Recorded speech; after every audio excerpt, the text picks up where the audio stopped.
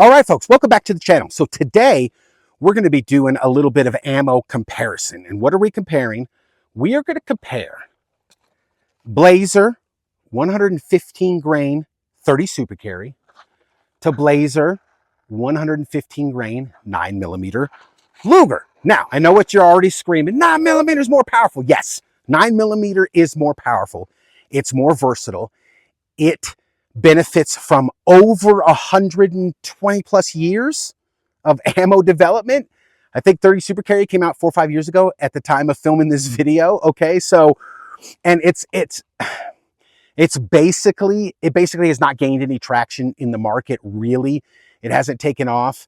It's kind of like 45 gap. It just kind of hangs out there. I think people sit there and go, what's the point? And then, you know, Federal, who created it, was like, capacity, you get 20 to 30% more rounds. And people are like, okay, for a little less performance, 9mm.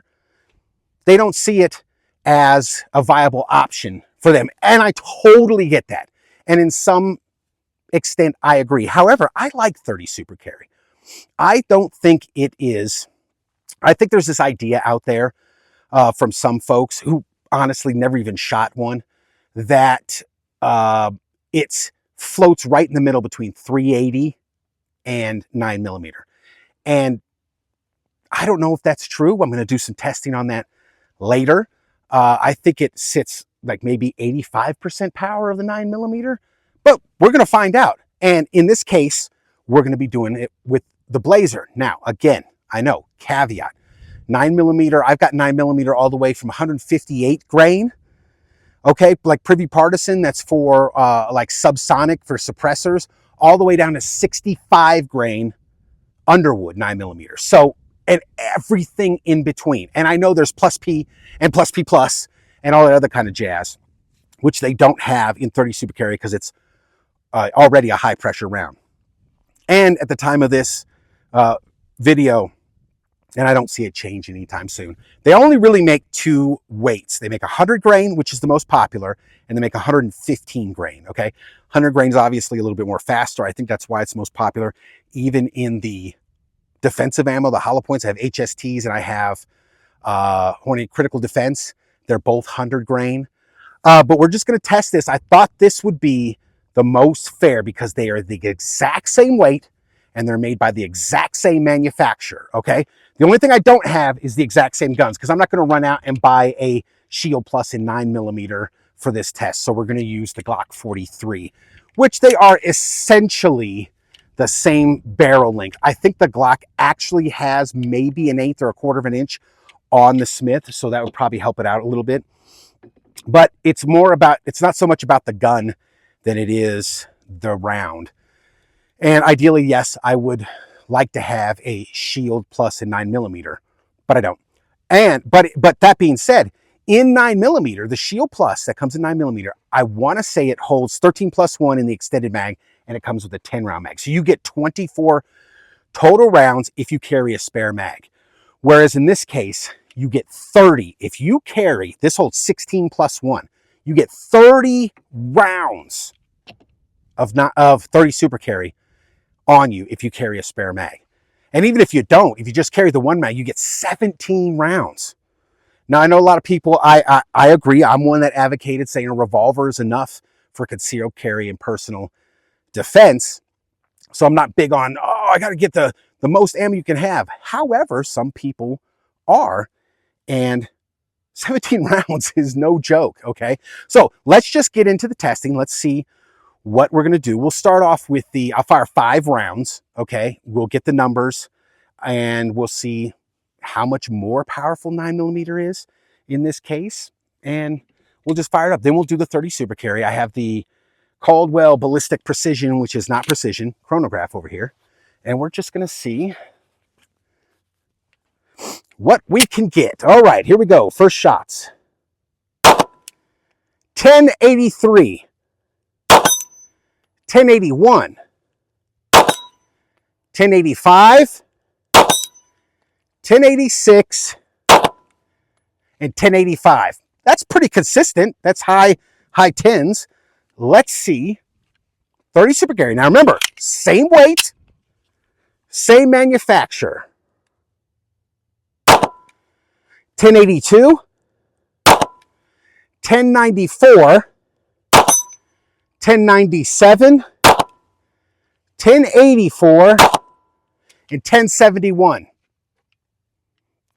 I mean, without even running the numbers yet, and I'll put the numbers up here, okay, right here, boom. Without even running the numbers yet, I'd say that's almost identical.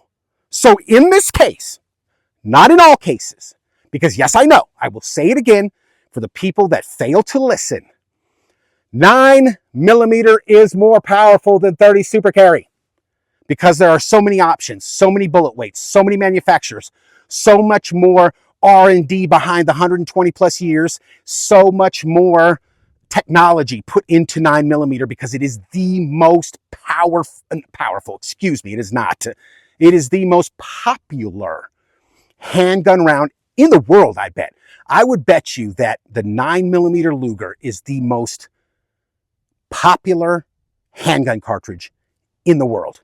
I know it is here in the United States, by far. So, yes, I know that.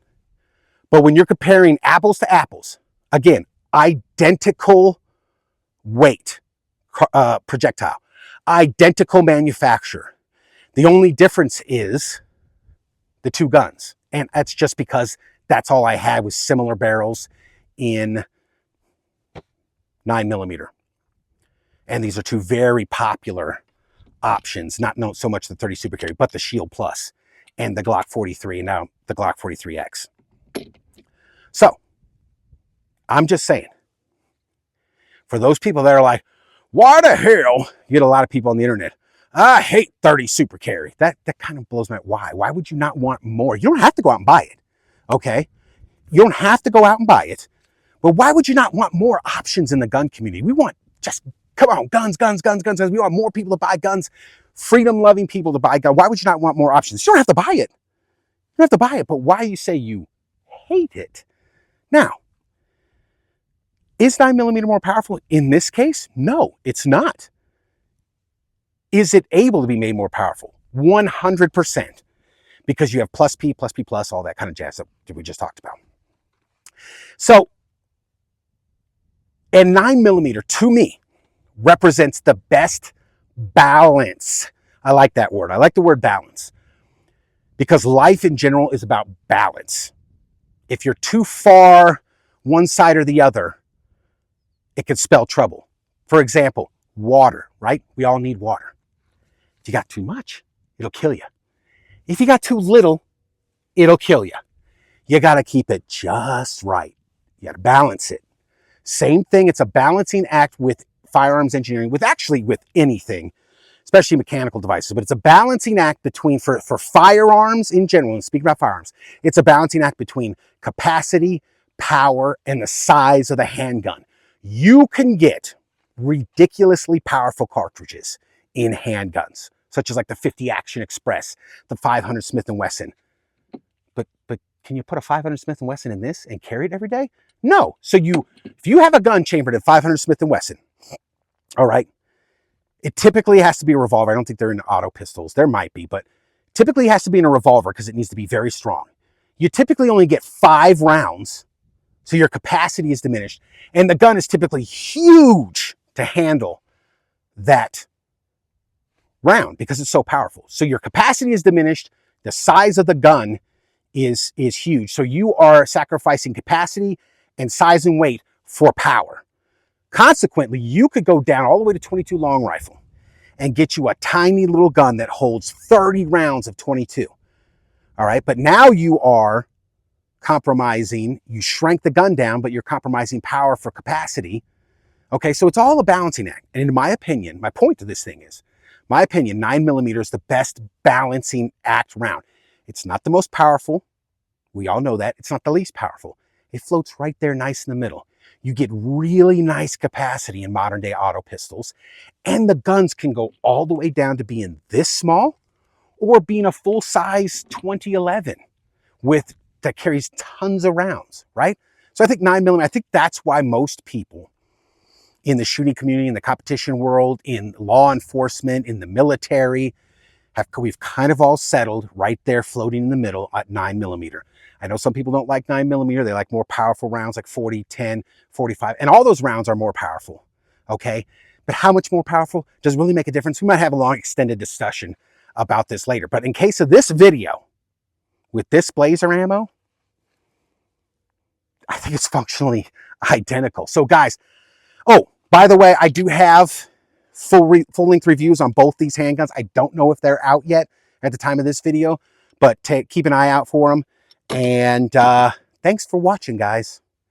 We will see you next time.